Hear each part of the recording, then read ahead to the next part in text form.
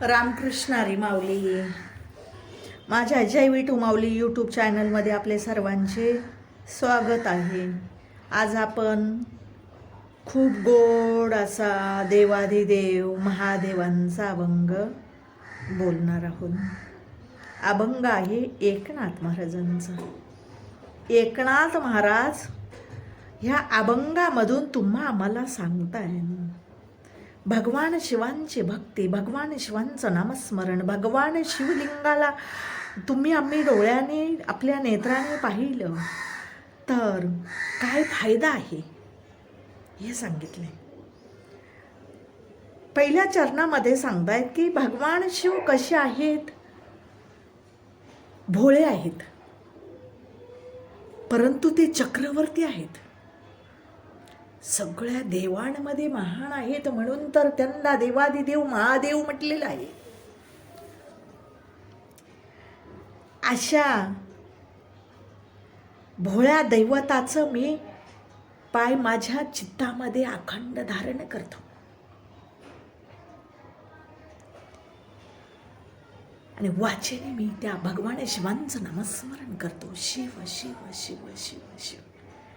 कारण जर वाचेने आम्ही जर शिवांचं नामस्मरण केलं ना तर थोडंही पाप कळत नकळत केलेलं, जाणून बुजून केलेलं पापाचं मूळही राहत नाही. शिव शिव म्हणता वाची मूळ न राहे पापाची. ऐशे महात्म्य शंकराची निगमागम वर्णिती. मग कसंही घ्या, उठता बसता काम करता चालता उठता बसता हरी बोला, दळीता कांडिता हरी बोला. साधू संतांनी सांगितलं काम करताना चालताना बोलताना उठताना बसताना हरीचं नाम घ्या. तसंच माझे एकनाथ महाराज म्हणतायत की तुम्ही वाचेने नामस्मरण करा, काम करता करता करा, चालताना करा, उठता बसता बोला, पण शिव शिव शिव शिव बोला. मग त्याचा फायदा सांगितला पहिला त्यांनी की आमच्या जवळ काम क्रोध येणार नाहीत, स्पर्श करणार नाही आमच्या शरीराला. वाचे वदता शिवनाम तयान बाधे क्रोध काम. पहिला फायदा. आणि दुसरा फायदा म्हणजे जे शास्त्राने धर्म अर्थ काम मोक्ष 4 पुरुषार्थ सांगितलेत ना महाराज, ते 4 पुरुषार्थ प्राप्त होतात केव्हा? जेव्हा आम्ही त्या भगवान शिवांच्या शिवलिंगाचं दर्शन घेऊ ना, डोळ्याने पाहू ना शिवलिंग, तेव्हा 4 पुरुषार्थची प्राप्ती आम्हाला होते. हा दुसरा फायदा. आणि तिसरा फायदा धर्म अर्थ काम मोक्ष शिव देखत प्रत्यक्ष. आणि तिसरा फायदा म्हणजे एकनाथ महाराज म्हणतायत की ज्या भगवान शिवांचं आपण नामस्मरण करतो, त्याची भक्ती करतो, त्याची शिवलिंगाला आम्ही आपल्या डोळ्याने नेत्राने पाहतो, मग तेच निवारण करतात काही काळापासून. बघा, जसा घरामध्ये एखाद्या घरमालकीनीनं लोणी काढून ठेवले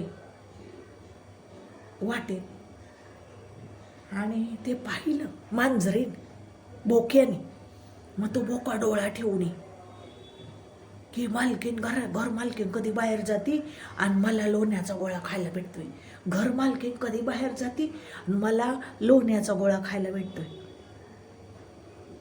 त्याप्रमाणे काळ आमच्यावरती प्रत्येक मानवावरती डोळा ठेवून बसलेला आहे. याचं आयुष्य कधी संपते आणि मी कधी मला भेटतो किंवा मी कधी त्याला आणायला जातो. म्हणून एकनाथ महाराज म्हणताय जर भगवान शिवांची भक्ती केली, भगवान शिवांचं नामस्मरण केलं आणि भगवान शिवांना आपल्या डोळ्याने पाहिलं तर कळी काळापासून निवारण आमचं ते भगवान शिव करतायत, असं शेवटच्या चरणामध्ये सांगतायत. एका जनार्दनी शिव निवारी कळी काळाचा भेव. असे 3 फायदे आहेत मानव जन्माचे भगवान शिवांची भक्ती केली तर. पहिला फायदा म्हणजे काम क्रोध जवळ येणार नाहीत, काम क्रोध आपल्यापासून लांब राहतील.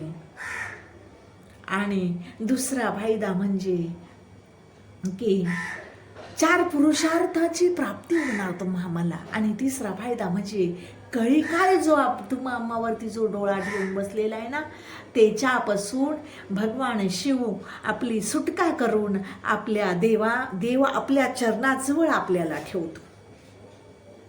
हा तिसरा फायदा आहे. आता चला आपण अभंग बोलूया. शिव भोळा शिव भोळा चक्रवर्ती, शिव भोळा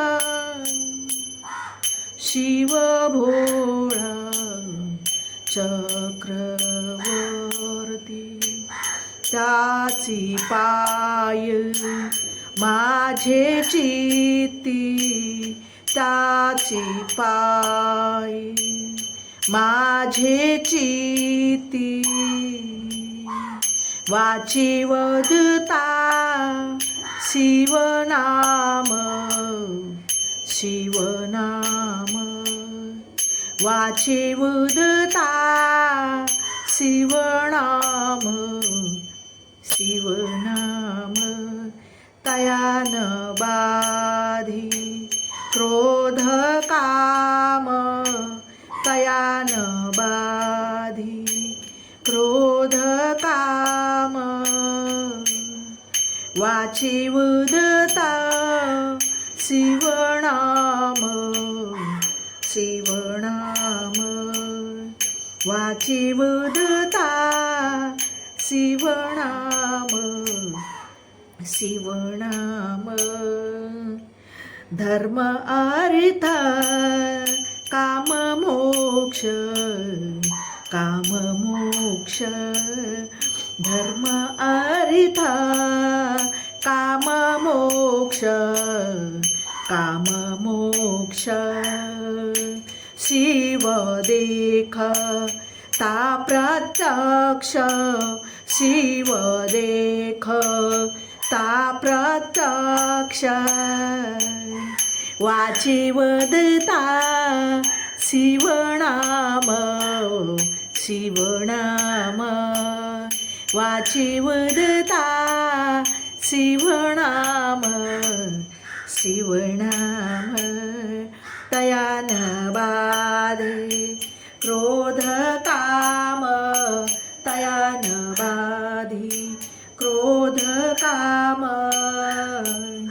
वाची वदता शिवनाम, शिवनाम, वाची वदता शिवनाम, शिवनाम, एका जन धणी शिव, एका जन धणी शिव, निवारी कळिका राचा भीव, निवारी कळिका राचा भीव, वाची वदता शिवनाम, शिवनाम, वाची वदता शिवनाम, शिवनाम, तयान बाधी क्रोध काम, तयान बाधी क्रोध